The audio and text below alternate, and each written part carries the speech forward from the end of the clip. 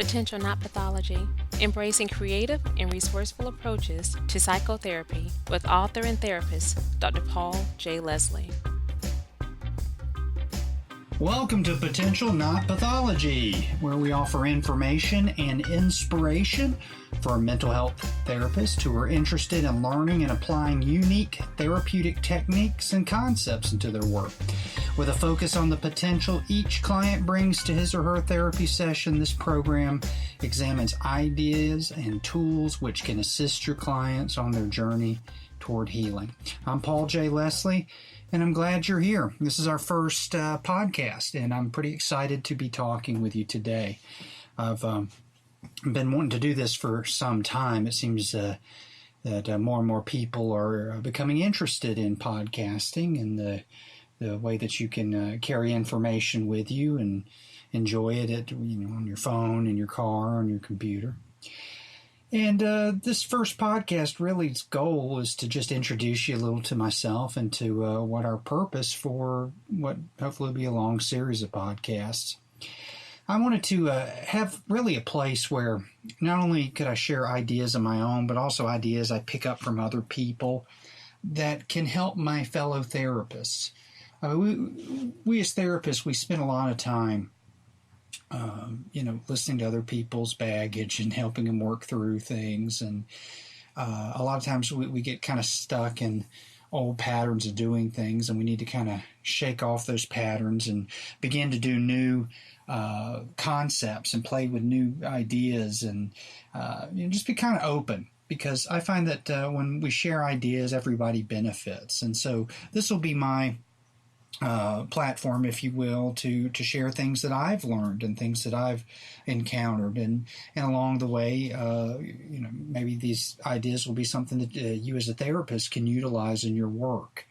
When we're working together, learning together, I think we make the field of psychotherapy, of counseling, a much better field, a much more exciting field, and certainly a more effective, in my opinion, field. Well, the purpose of this podcast is really just to share, but also to educate. I don't have all the answers, but I've learned a few things over the years. My background is that I have a doctorate in counseling, and I'm a licensed professional counselor in the states of South Carolina and Georgia. Been practicing for a few years, and I've been very fortunate to work with a great many clients. I've worked from everyone to seriously mentally ill people, as we call them, to the worried well, and everyone in between. I've been very fortunate. Still am. I'm working presently in a location that gives me all kinds of different clients. I never know who's going to walk through the door, what their story is, or where the session's going to take us. And I think that's really important as we work with people, that not have any preconceived ideas, or do the best we can, because our preconceived ideas can often bias us. We kind of go looking for people to fit into our little mode of the world instead of kind of finding their own way. So let's take a moment, just you and I, and think about the present state of the mental health field. Right now, we are experiencing so many incredible new ideas and new information.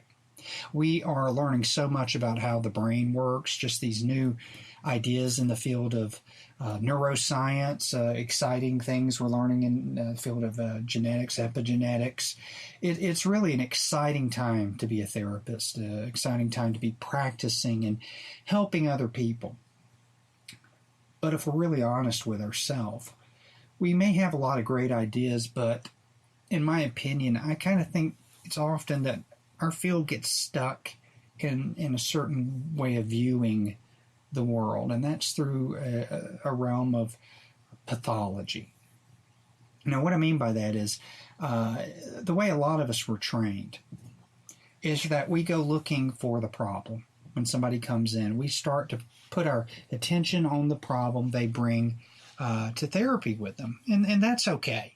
But what happens often is a lot of our therapeutic ideas, a lot of our therapeutic training has been so focused on what's wrong and exploring what's wrong and diagnosing people because they're not acting right, they're wrong, and kind of looking at it through a strict model of pathology, a lot of times we really miss the bigger picture of that there's a human being in there who has the potential to improve.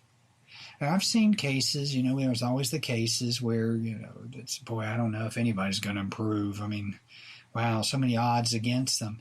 If they can improve 5 to 10%, that's an improvement. So everybody has the ability, in my opinion, to have this potential to kind of grow as a human being, to take challenges that they've had or they're presently going through, and to have an incredible shift in their perception, shift in the way they feel, shift in their actions. But I found over these past few years that it's harder to get in and activate those resources within a client when we're so focused on what's wrong with the client. What's the client doing wrong in their life? Now, it's a pretty typical thing we do during the assessment stage is to ask about, what's the problem? How long you had the problem? When did the, problem start? Who else is involved in the problem? And all those kind of things. And that's all good information. But I hear all the time therapists who are spending 99.999% of their time only talking about the problem, only focusing on what's wrong. And what they end up doing is they get the client stuck in one way of thinking. And that way of thinking is about the problem. And I found that the more you think about a problem, the more that problem becomes solidified in our mind, in our actions. So yes, we need to acknowledge that there may be pathology, but we also need to acknowledge that this person has times where they're not having pathology. They're having times where they're doing something that does make them feel better, or they can do certain skills. These we call resources. And there's just not enough time spent, in my opinion, in a lot of therapy where the focus of the session is directed on resources. So what we end up doing is we set the potential for healing aside too often, and instead indirectly, with the best of intentions, let me say that, nobody's bad, nobody's doing things terribly for bad reasons, but for the best of intentions, we think that the more we get into the problem, the more we interpret the problem, the more we examine the problem, the more we deal with the problem, that somehow that's going to go away. Well, the more we kind of get in the problem, we get stuck in the frame of the problem. And we forget that, this person may be depressed, but what kind of things were they doing before they were depressed? When is that one moment they're not depressed? What could this depression be teaching them? Why is depression could possibly be a good thing for them? I mean, to kind of think to ourselves questions that totally changes the problem. Because I've learned something from one of my mentors who told me that you could never have enough of what you don't want. Because if you keep focusing on what you don't want, you seem to get more of it. So maybe we could take some of that advice and start focusing, what do I want more of? Well, I want more potential from the client. So I do need to spend some time talking about the problem. Absolutely. But I also need to spend more time helping the client activate the inner resources in which they have inside themselves that will enable them to heal. Because that healing process rarely gets kicked on the more we investigate the problem.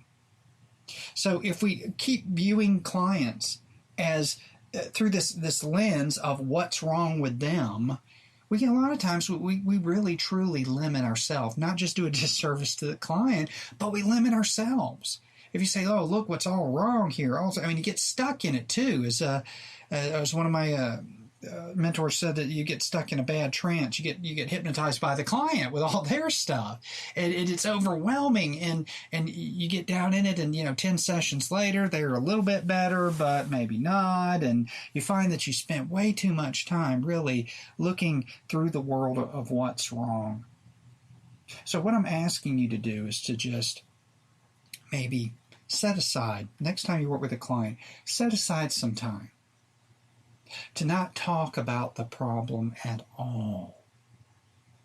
So you've done your assessment, you've done your all your intake stuff, and you let them talk, because sometimes they need to talk about the problem. We want to honor their story.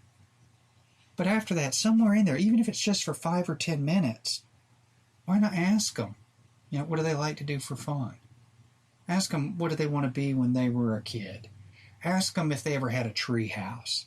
Ask them if they'd like to build a tree house now. Ask them what type of music they like to listen to about 1 o'clock in the morning. All these kind of questions, it may seem nonsensical in some way, but you never know where it'll lead you, because it'll open up resources. That person go, well, I really always wanted to be a nurse when I was a kid. And you find out they're not doing any kind of, nursing work. Well, that could open a dialogue about maybe going back to school for, a potential resource. I mean, who knows? But if all we do is continually look at the problem, oh, well, yeah, that's nice, Doc, but I'm really depressed. Well, I get that. But the only way that we can really enact a substantial change is to get out of the frame of the problem, even for just a few minutes. Now, I'm going to warn you, if you're a therapist and you're listening to me right now, let me warn you. If you start getting out of the frame of the problem, even for just 10 minutes, it's going to be pretty hard to get back in the frame of the problem. And you know what? That's good, because that means you're actually going to help your client heal faster. I know it seems like it's a paradox, Let me hear about the problem, and then let's go someplace other than the problem. And you go, well, you're running away from the problem. No, you're getting them into a state of mind, of action that can help them. Because when we view them not as that they're sick people, that they need to be, labeled a certain way and treated a certain way and all that, we forget that there's a human being inside them that has so many resources that we don't even realize. Now, I kind of learned about this firsthand. I already mentioned kind of my background about being a counselor. I got into the field of therapy many years back, and I had a definite idea of how I thought therapy should be done. I had done a lot of study on certain types of therapy, and the one that I found that was really effective, and still is cognitive behavioral therapy and REBT, and that's really effective things. But along my study, I kept finding a lot of this references to some of these people in the field who were coming out in the 60s and the 70s who were doing these insane things. I mean, because it's so totally different to what I had studied, and the results they were getting were just absolutely so unique, and it's just overwhelming to think about what they did. People like Milton Erickson, people like Virginia Satir, people like Carl Whitaker. These therapeutic wizards, I was just fascinated by them. And they all had different ways of doing things, but what I noticed is that none of them treated the clients, at least what I've read, from a pathology perspective. Virginia Satir, if you ever get time to maybe you can go on YouTube or something, or buy some videos of her and watch her work. Even with sometimes really dysfunctional families, she's so supportive. She's so there. She's so totally in charge, but she's constantly reframing things to the positive. She's pointing out strengths within the family, nurturing people to find resources instead of constantly interpreting what's going on, asking people to go on psychological archaeology, to where they go so far back in the past that they get stuck there. Carl Whitaker would sometimes do these insane things that, to just shift up, change patterns within the family, to heat things up so that the family would have to find their own way in creating a new pattern. Well, he only would do that if he felt they had the resources to create a new pattern. So it's a whole different perspective than, okay, this is wrong, this is dysfunctional, what's everyone thinking, we need to change everyone's thought patterns, our activating event, our belief about the event, and our consequence. And that's good stuff too. Now, I still do some of that. That's good stuff. But I really got into the work of Dr. Milton Erickson years back. And Erickson, to this day, even though there's a lot of people who study his work, I still think that his psychotherapy work is just so misunderstood.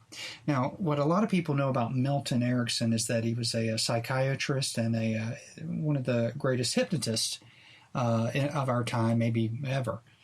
But a lot of people forget what an incredible agent of change he was in the realm of psychotherapy. Erickson would, just utilize anything and everything the client would give him to aid for positive change. He never viewed, at least outwardly viewed, certain actions as, okay, you're a totally bad person, you're doing a bad action. But he would utilize everything as a way to help that person transform their life in sometimes the most amazing ways. I remember one story about Erickson is that there's a young man who had become very terrified of walking down busy streets. He had a severe anxiety, and he would have to take forever to get anywhere because he'd have to take back alleys, go to the back way. And he came in and talked to Erickson, and in their first conversation, Erickson found out that what the man was terrified of was running into women. He felt incredibly fearful of interacting with women. And in their interaction, Erickson got a whole bunch of information about, his mother was kind of emotionally abusive growing up and had kind of still bullied him. I think he still lived with his mom, this man, grown man. And what a lot of therapists would do is start challenging the thinking, would start challenging the living arrangement, would start challenging and, trying to, go to the root of it. Now, what is it about your mother that makes you afraid of women and, all that kind of interpretation? What Erickson did is he told the guy, and Erickson was a doctor, and he said that for his health, he thought he might needed to become stronger. So he started encouraging this young man to start lifting weights and working out and building his body stronger. And the focus of their sessions every time they met was on how much stronger this man was getting. Now, in a short period of time, this man did get stronger, and funny things started to happen. He started walking down this main street. See, Erickson realized that what he needed, this guy needed, was not an in-depth exploration of his pathology. He needed a resource.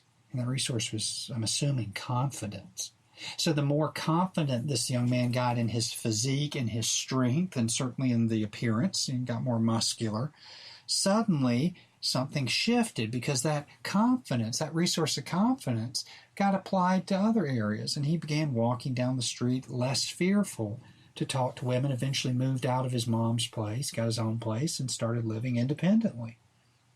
Now, this is a totally different way to view therapy because, some of you who are, just trained as the way I was, where, you go, okay, well, what do we need to do here? Here's our problem. So what do we need to do? We might need to force him to go, down the street, or we might need to, as I say, challenge his thinking, or it's time, to bring mom into session and to tell mom that to leave him alone or whatever, And I'm not saying those would be bad interventions, but Erickson's was so unique, and it utilized the very thing that we would consider the problem as a catalyst to finding the resource. Now, after learning all about Erickson, and I did learn a lot about Erickson, I eventually got enough information. I wanted to figure out what the heck he was doing. I decided to write a book about him, which is where I got the name of this podcast. The book's called Potential, Not Pathology, Helping Your Clients Transform Using Ericksonian Psychotherapy. But I find that potential, not pathology, has become more of a philosophy for me than strictly about Dr. Erickson. Well, I kind of came face to face with this whole potential pathology back and forth many years after I'd kind of shifted my focus to being more resource directed and less interpretation and cognitive. I had a very close family member that basically had a mental breakdown. And it was a tough time because I truly cared about this family member. And what I found was that we were trying to get help for this person. And in the area I lived in, there was an issue in that the really good therapist that I would send him to, we already knew. So there was a conflict there, dual relationship, ethical thing. And I was absolutely terrified to send this person to someone else.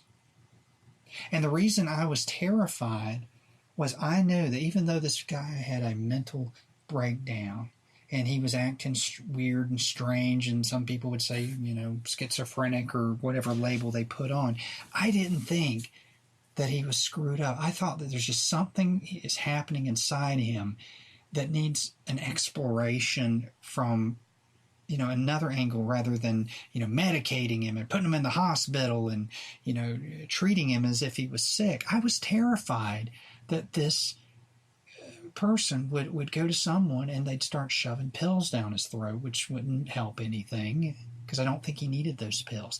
I was terrified he'd get him with a therapist who, now all this information is in his file, and he, his rates go up, and, oh God, he could be chronic. I've even heard him go, well, you might not be feeling crazy now, but it could always return, and I hate that. I mean, it really upset me because I'm talking about my own profession. And I had a shift in my thinking.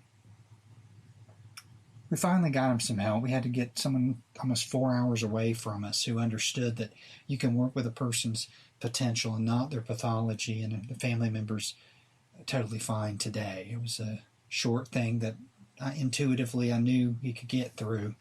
And fortunately, we found somebody who could help him.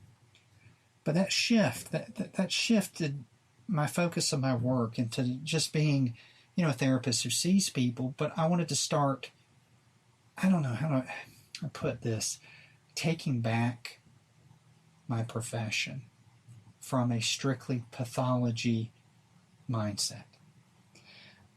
I was at a training about a month or so after we had our family member who had his issue. And I was at a training session with one of my mentors, a great guy named Bill O'Hanlon. And Bill's been a real leader in the field of psychotherapy and brief therapy, Ericksonian work. And somewhere in the middle of the training, he challenged everybody in a fun way. Bill's a fun guy, likes to laugh, and he was challenging everybody, to take a little more active role in the field. And as he did that, something hit me like a ton of bricks, to the point that my tears came to my eyes. And at the end of the training, I walked across the street with this feeling in my chest. It's heavy, but it's just a strange feeling in my chest. And I remember sitting in my hotel room, and it's like this voice came to me. That was my own voice, but you just get this insight. And it said that the more I shared my ideas with others, the more I learned from people who were potential-based rather than pathology-based, that was the only way I could make my field, the field I love, psychotherapy, not only more effective, but push us back toward being healers. Because that's where most of us got started in the field. That's why we wanted to heal people, help people heal, to be a part of the healing journey. We didn't get started. I don't know anybody, any real true therapist that got started in therapy just, to diagnose people. I don't know any real true therapist that got into the field just only to look at problems and not want to help people find their own solutions. That's all healing. But with the shifts with insurance, HMOs, Medicaid, all these kind of things that automatically, in order to get paid, a lot of times we have to focus on what's wrong with the person, treatment outcomes. Everything has to be a certain way for every person, and it's like we're trying to fit people into a model that might not work for them. that pulls us further and further away from being healers, from trusting our own instincts, trusting ourselves to connect with a client at such a deep level that doesn't require us to view them as being broken and that we need to fix them. Because when we move toward a potential view of a client rather than a pathology view, it's like opportunities open up for both not only the client but the therapist to heal. It's really kind of remarkable because it's this interaction that's healing people, not always the techniques. So after that event, that almost solidified why I wanted to share this information with people. And really what to expect on these podcasts is, sharing information I've learned, experiences I've had. We're going to have experts and guests every now and then who are leaders in the field. I'm fortunate. I've known a lot of really amazing therapists who just have inspired me, and hopefully we can get them on.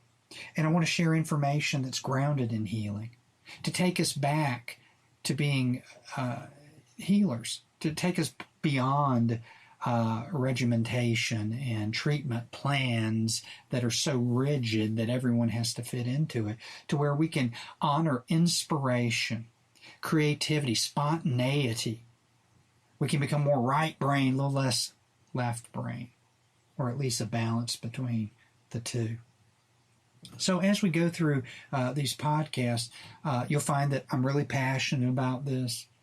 If I can share some information that assists you in making some shifts in how you do it, or maybe you're already doing all this stuff, maybe even better than me, and it's giving you some validation to keep going, keep, pushing yourself to find, where's another resource? Where's that potential? Because I have yet to come across a client that doesn't have some resource somewhere, even if it's just that 5 or 10% better, which we talked about, somewhere that can help them to have a happier and a healthier life. So in the future, we'll hopefully be able to share a good bit of time and maybe even exchange some ideas back and forth through this podcast series. I want to thank you for listening to my first session, and I really am looking forward to the next programs, and I really hope that you'll be there with me. And again, this is Paul J. Leslie. Thank you so much for listening to Potential Not Pathology, and I look forward to checking in with you next time. Have a great day.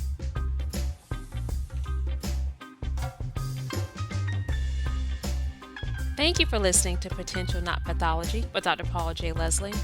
If you enjoyed the show, check out our website at potentialnotpathology.com, where you will find programs and articles showcasing unique and creative therapeutic applications.